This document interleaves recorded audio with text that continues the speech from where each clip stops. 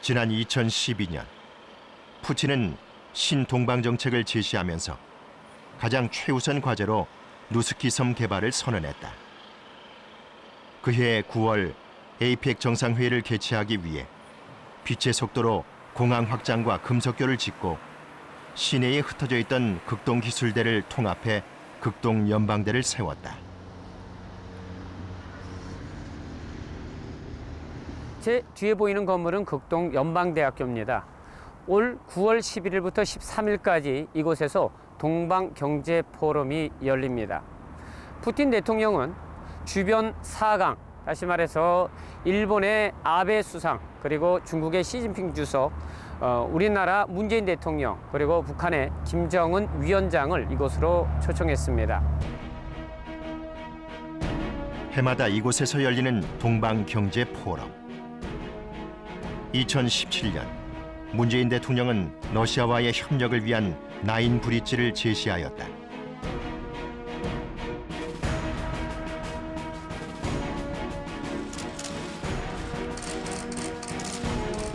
올해는 비슷한 시기에 열리는 9월 남북한 정상회담 때문에 두 나라 정상들은 참석하지 못한다. 하지만 남북회담의 성과로 남북러 3개국의 협력 논의는 급물살을 타고 있다. 천연가스관 매립지 현장을 보기 위해 루스키섬 중앙발전소를 찾아가 봤다. 이곳의 가스도 시베리아에서 관을 통해 끌어다 쓴다고 한다.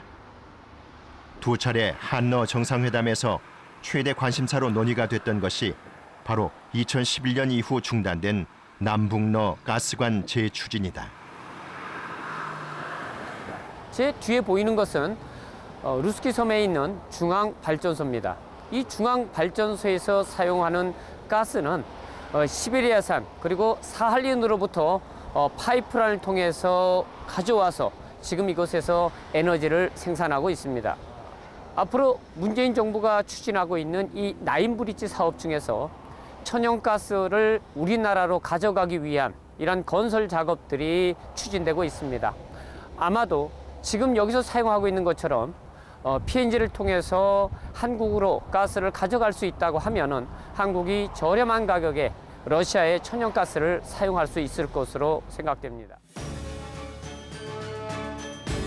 세계 2위 천연가스 생산국 러시아와 가스 협력 확대는 산업계에서도 큰 이슈가 되고 있다. 북한을 경유하는 총 1122km 파이프라인을 통해 직접 천연가스를 받아 쓰는 프로젝트다. 여기에 북한도 동참한다면 통관료로 경제적 이득을 얻을 수 있고 우리도 액화 천연가스보다 훨씬 저렴한 연료를 쓸 수 있게 될 것이다.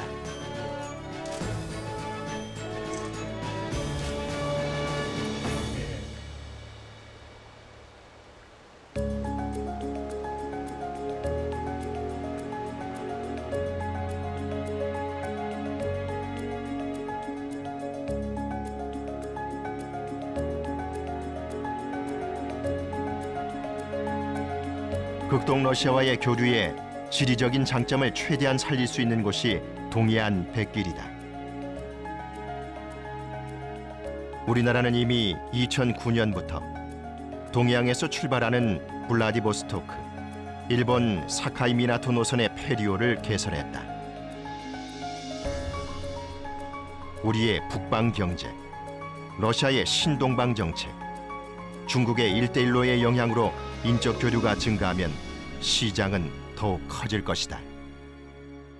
동해항에서 출항해서 22시간이 걸쳐 블라디보스토크항 다음 날 오후 2시에 도착한 크루즈입니다. 러시아가 추진하고 있는 블라디보스토크 자유항 프로그램이 제대로 추진된다 그러면 한러 간의 수산 협력이 더욱더 강화될 것으로 생각됩니다. 지난 19년간 정상회담 한 번 없이 지냈던 한러 양국은 이제 막 빗장을 열었다. 그로 인한 시장 변화가 벌써 이곳에서도 감지되고 있다고 한다. 그래서 뭐 프로그램이라든가 아니면은 세관이 뭐 이제 근무 외 시간에도 이제 근무를 한다든가 하는 지금 조금씩 발전이 조금씩 미미하게 보이기 시작했고요. 그래서 지금 물동량도 그만큼 지금 화주들이 신뢰를 얻어서 약간씩 증가하고 있는 상태입니다. 조선기술 세계 1위, 항만 건설 기술이 세계 최고인 대한민국. 하지만 국내에서는 더 이상 날개를 펼칠 곳이 없는 공허한 기술력이 되어버렸다. 이런 상황에서 북방 경제는 침체된 우리 경제의 비상구가 될 것이다. 우리의 기술력과 이들의 막대한 자원이 함께한다면, 그리고 이 관계 속에 북한의 협력이 더해진다면 얼마나 멋진 미래가 펼쳐지겠는가.